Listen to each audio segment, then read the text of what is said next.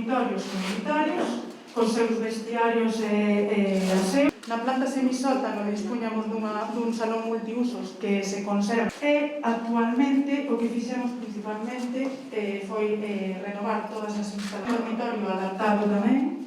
Temos zonas de cociña. Este de aquí, que está en Casaredo, a 52 e o valle que está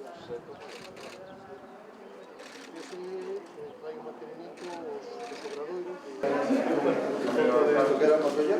Eso para coller truxo se come el truxo unha sola fosca, truxo de... Outro país. Como está muchas escaleras, estamos bien. A la subida.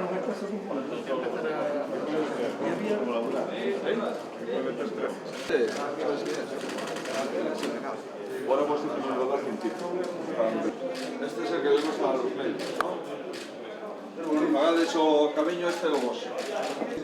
Colegas dos concellos da Bisbarra, muchísimas gracias ao presidente da Diputación.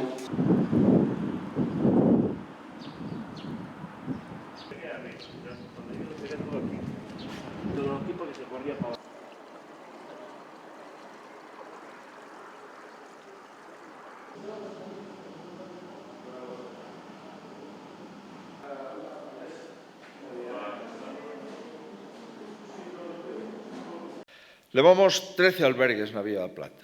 Neste momento entregamos este e estamos construindo un albergue en Cea e outro albergue en Piñor.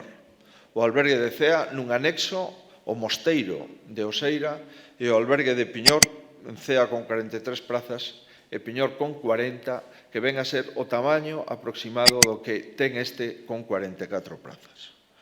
Non é unha actuación illada, polo tanto, este albergue de Agudiña. Fai unhos anos rehabilitamos un edificio completo no casco vello de Ourense, onde entregamos tamén á cidade, a terceira cidade de Galicia, un albergue potente dentro do seu casco vello. Hoxe facémolo na Agudiña e espero que nos próximos meses podamos facelo en Piñor e en Cea.